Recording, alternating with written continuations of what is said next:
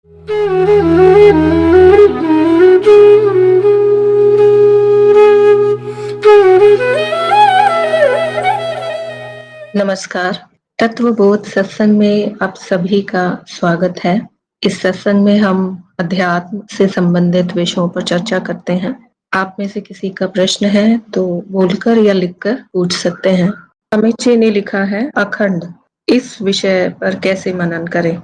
अखंड का अर्थ है जो खंडित ना हो, जिसमें खंड ना हो, जिसमें विभाजन ना हो। और अस्तित्व ब्रह्मन की जब आप बात करते हैं तो उसे अखंड और अविभाजित अद्वैत कहा जाता है। अद्वैत शब्द का प्रयोग भी इन्हीं अर्थों में किया जाता है कि वो विभाजित नहीं है, एक ही है। परंतु द्वैत के स्तर पर ऐसा प्रतीत होता है कि वहां पर विभाजन हुआ है, दो में विभक्ति हुई है। अस्तित्व माया या अनुभव और अनुभवकर्ता में विभाजित हुआ है, और वो विभाजन भी केवल प्रतीत होता है, वास्तव में कोई विभाजन नहीं होता है। और अस्तित्व अखंडित और अविभाजित ही रहता है, सदैव ही अविभाजित ही रहा है, अद्वैत की स्थिति में ही रहा है। परंतु ऐसा प्रतीत होता है कि वहां पर विभाजन हुआ है, और वो विभाजन अनेक रूपों में दिखाई पड़ता है, प्रतीत होता है, अनुभव में आता है। और इसी कारणवश माया को मिथ्या कहा जाता है। विभाजन हुए बिना भी वहां पर अनंत प्रकार के रूप और नाम प्रतीत होते हैं, ना होते हुए भी असंख्य नाम रूप अस्तित्व के अनुभव में आते हैं। और ज्ञान मार्ग पर विस्तार में इस विषय पर व्याख्या की गई है, चर्चा की जाती है। इसके अतिरिक्त सिख धर्म में भी इसके विषय में चर्चा की गई है, बताया गया है। शब्द थोड़े भिन्न है लेकिन वही बात कही गई है। एक और जब ये बात कही जाती है कि अस्तित्व या ब्रह्मन अखंडित है, अखंड है, अद्वैत है, एक ही नाम है। वहीं दूसरी ओर बहुत सी मान्यताओं में, बहुत से मार्गों में अस्तित्व के विभिन्न रूपों को भी प्रयोग किया जाता है साधना में। जैसे शैव मार्ग पर देवी के रूप में उपासना की जाती है, माया की, देवी माया ही है। वास्तव में जब देवी की उपासना की जाती है तो वो अस्तित्व की ही उपासना होती है। अस्तित्व जो अखंडित है और उसका जो भासित रूप है, जो मिथ्या रूप है, माया है, उसकी भी उपासना जब की जाती है तो वो वास्तव में अस्तित्व की ही होती है। परंतु अस्तित्व में क्योंकि गुणों का अभाव है, कोई रूप नहीं है अस्तित्व का, कोई गुण नहीं है, तो अस्तित्व के विभिन्न रूपों में या उनकी परिकल्पना करके, उनको मानकर उपासना की जाती है विभिन्न मार्गों में। पर अंतिम बात यही है कि अस्तित्व अविभाजित है, उसमें कोई विभाजन नहीं हुआ है, वो अखंड है सदा से ही। भारती जी का प्रश्न है, बिना ज्ञान के ध्यान करना क्या सही है। ज्ञान मार्ग पर ही हम ज्ञान की बात करते हैं। अज्ञान का नाश आरंभ में ही कर दिया जाता है, बुद्धि प्रधान मार्ग है ये। और यहाँ पर ध्यान के विषय पर या ध्यान के बारे में इतना अधिक बल नहीं दिया जाता है, या उसको बाद के चरणों में यदि साधक के लिए आवश्यक होता है तो करने के लिए कहा जाता है। लेकिन बाकी अन्य सभी मार्गों में बिना ज्ञान के ही ध्यान किया जाता है। वहां पर क्योंकि बुद्धि से माया को समझने का प्रयास नहीं किया जाता, तर्क और अनुमान के आधार पर विश्लेषण नहीं किया जाता है कि मैं कौन हूँ, माया क्या है, इस प्रकार से आत्म साक्षात्कार की दिशा में नहीं बढ़ा जाता है। इसलिए बिना ज्ञान के ही ध्यान होता है योग मार्ग में। और विभिन्न प्रकार की ध्यान की विधियां जो प्रयोग में लाई जाती हैं, असंख्य विधियां हैं, और उन सभी विधियों का मूल रूप से जो उद्देश्य होता है वो शरीर और मन को स्थिर करना होता है। ज्ञान मार्ग उन साधकों के लिए उपयुक्त माना जाता है जिनमें बुद्धि इस स्तर तक विकसित हो सकी है जहां पर सीधा यदि संकेत किया जाता है, उनको बताया जाता है माया के विषय में या उनके सत्य के विषय में, तो ऐसा व्यक्ति, ऐसा साधक समझ पाने में सक्षम होता है। परंतु यदि बुद्धि एक उचित स्तर तक विकसित नहीं हुई है एक व्यक्ति की और आध्यात्मिक प्रवृत्ति है, तो ऐसे व्यक्ति को पहले शरीर और मन को संयमित करने के लिए विभिन्न ध्यान विधियों से होकर गुजरना पड़ता है। जैसे हठ योग में शरीर के माध्यम से शरीर को वहां पर विभिन्न प्रकार के आसनों द्वारा संयमित किया जाता है और पूर्ण रूप से शरीर पर नियंत्रण प्राप्त किया जाता है। उसके अतिरिक्त सूक्ष्म साधनों का भी प्रयोग किया जाता है योग मार्ग में ध्यान के लिए, जैसे कि श्वास का प्रयोग किया जाता है। श्वास की विभिन्न प्रकार की प्रक्रियाओं के माध्यम से साधने का प्रयास किया जाता है या स्थिर करने का प्रयास किया जाता है। उसके अतिरिक्त दृष्टि का भी प्रयोग किया जाता है। दृष्टि यहाँ पर ध्यान विशेष स्थान पर केंद्रित करके मन को साधने का प्रयास किया जाता है या स्थिर करने का प्रयास किया जाता है। और वर्षों की साधना लगती है इस प्रकार के मार्गों पर शरीर और मन को नियंत्रित या संयमित करने के लिए। और जब मन और शरीर संयमित है वर्षों की साधना के बाद, इन साधनाओं में चित्त का शुद्धिकरण भी होता है। जब एक व्यक्ति स्थिर होकर बैठ पाने में सक्षम हो पाता है, अपने ध्यान को केंद्रित कर पाने में सक्षम हो पाता है, तभी उस व्यक्ति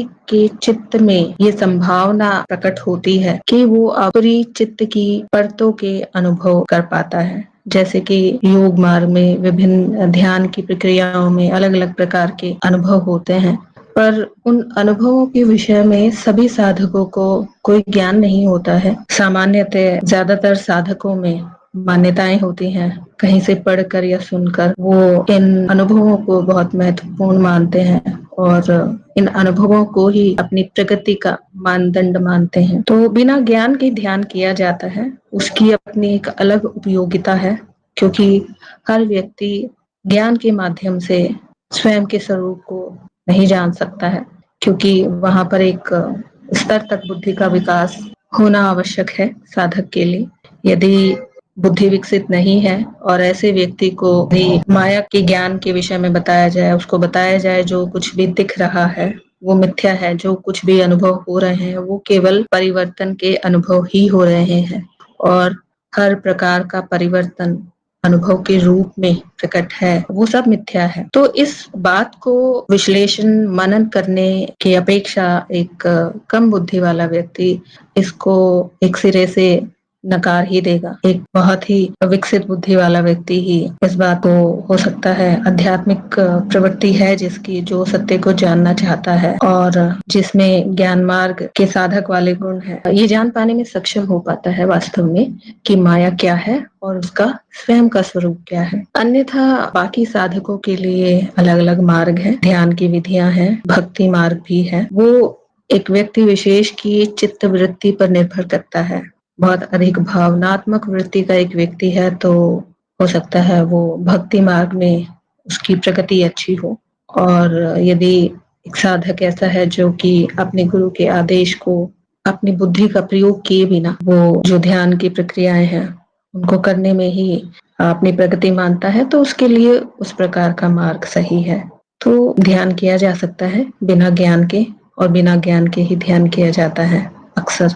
परंतु ज्ञान मार्ग पर भी बहुत से साधक आते हैं, निचली परतों की कुछ अशुद्धियों के कारण कई बार पुरानी इच्छाएं हैं या अशुद्धियां हैं वो प्रकट होने लगती है।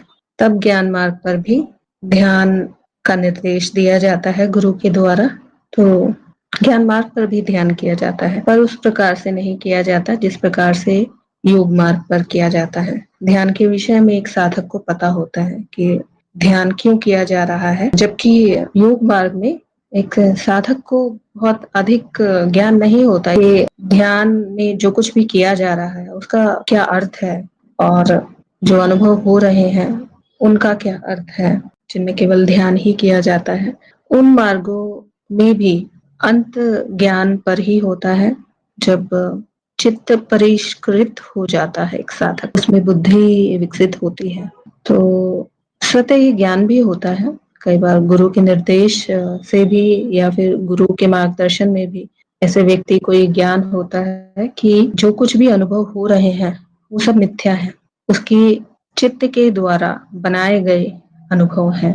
जो कुछ भी वो ध्यान में देखता है वो चित्त निर्मित अनुभव ही है, उनकी कोई उपयोगिता नहीं है, और ऐसे में उन अनुभवों का बहुत अधिक महत्व नहीं रहता है। अंत में एक साधक ज्ञान के द्वारा ही अपने स्वरूप को जान पाने में सक्षम होता है। अक्सर ये देखा जाता है, एक व्यक्ति ज्ञान मार्ग पर वर्षों तक साधना करता है और उस साधना से संबंधित कुछ मान्यताएं होती हैं, अनुभवों के विषय में कुछ बातें पता होती हैं एक साधक को कि विभिन्न प्रकार के अनुभवों के क्या अर्थ होते हैं। और जब उसका विकास उस स्तर तक पहुंचता है, वो ज्ञान मार्ग के लिए अब योग्य होता है और ज्ञान मार्ग के माध्यम से, या फिर जब उसका ज्ञान का नाश होता है, उसे ज्ञान होता है, वहां पर ध्यान भी छूट जाता है। अक्सर ये देखा जाता है कि ज्ञान मार्ग पर ध्यान छूट जाता है। जो पहले बहुत अधिक ध्यान करने वाला व्यक्ति भी सत्य का बोध होने के बाद ध्यान करने की चित्त वृत्ति ही समाप्त हो जाती है वहां पर, क्योंकि ध्यान के सही अर्थ को समझ लिया जाता है। परंतु यहाँ पर ज्ञान का भी अंत हो जाता है, ध्यान का तो अंत होता ही है और ज्ञान मार्ग ही अंतिम मार्ग है। उससे पहले के जितने भी मार्ग हैं वो चित्त शुद्धि के मार्ग है, या फिर वहां पर तंत्र मार्ग भी कह सकते हैं। तंत्र का प्रयोग किया जाता है, जैसे देवी की उपासना की जाती है तो तंत्र मार्ग कहा जा सकता है उसको। पर ज्ञान मार्ग अंतिम मार्ग है, यहाँ पर किसी ध्यान की आवश्यकता नहीं है। किशोर जी का प्रश्न है, सामान्य समझ के लिए हम प्रकृति को चित्त के नियम कह सकते हैं? प्रकृति में चित्त के नियम कार्य करते दिखते हैं और प्रकृति ही चित्त का नियम है, क्योंकि उसमें कोई एक नियम वहां पर नहीं दिखेगा। प्रकृति में अनंत प्रकार के नाम रूप के अनुभव होते हैं और वो सभी चित्त की विभिन्न रचनाएं हैं और उन सभी चित्त के रूप या रचनाओं में विभिन्न प्रकार के नियम कार्य करते हुए दिखाई देंगे।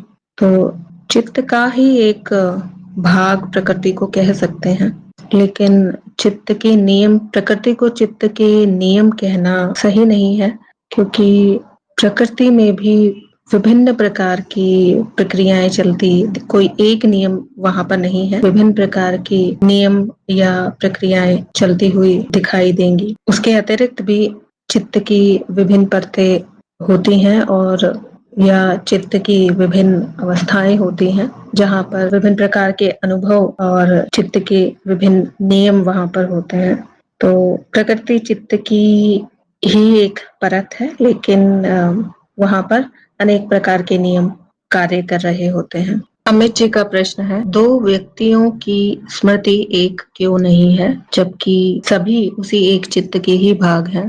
चित्त एक ही है और चित्त से प्रकट सभी संभावनाएं हैं। स्मृति भी एक ही है और विभिन्न जीवों के रूप में जब स्मृति प्रकट होती है तो वो व्यक्तियों के रूप में अभिव्यक्ति कही जाती है, तो व्यक्तिगत हो जाती है वो स्मृति। वहां पर सीमाएं होती हैं एक व्यक्ति की, कुछ सीमित स्मृतियों का प्रकटीकरण है व्यक्ति। और दो व्यक्तियों की स्मृतियां एक जैसी क्यों नहीं है, ऐसा देखा भी जाता है बहुत से, जैसे जो जुड़वा बच्चे होते हैं और बड़े होने तक उनमें बहुत आत्मिक या बहुत गहरा जुड़ाव संबंध होता है, क्योंकि वो कह सकते हैं उनमें बहुत सारी स्मृतियां ऐसी होती हैं जो एक दूसरे से काफी मिलती जुलती होती हैं, इसलिए वो इतना गहरा जुड़ाव या लगाव उनके बीच ऐसा संपर्क होता है, भावनात्मक संपर्क। ये कई उदाहरणों को लेकर देखा जा सकता है, परंतु सामान्यतः ऐसा नहीं होता है। तरजीविता कारण है, क्योंकि एक जैसी ही स्मृतियां वहां पर दो व्यक्तियों में प्रकट होंगी तो एक ही प्रकार की चित्तवृत्तियां वहां पर अभिव्यक्त होंगी दो व्यक्तियों के द्वारा। उनकी पसंद नापसंद हुई या उनमें एक विशेष प्रकार का संपर्क भी वो अनुभव करेंगे, ऐसे व्यक्ति भावनात्मक रूप से बहुत अधिक जुड़े होंगे। तो इस प्रकार की स्थिति बहुत लाभदायक नहीं है एक व्यक्ति के लिए। समस्या कह सकते हैं बहुत अधिक वहां पर इस कारण से हो सकती है, दो व्यक्तियों में अगर बहुत ही गहरा लगाव है एक दूसरे को लेकर, एक दूसरे के बिना वो रह नहीं पाते हैं, तो जो चित्त में विभाजन हुआ है या जो प्रतीत होता है विभाजन, वृत्ति जो प्रकट होती है व्यक्ति के रूप में, वो व्यक्ति की उत्तरजीविता के लिए आवश्यक होता है, ताकि वो अपना एक व्यक्तिगत उस जीव का विकास कर सके और उन्हीं स्मृतियों के आधार पर उसका व्यक्तित्व हो और कुछ सीमित कर्म फल वो भोग सके और अपनी इच्छाओं की पूर्ति वो कर सके। आज का सत्संग हम यहीं समाप्त करेंगे। सत्संग से जुड़ने के लिए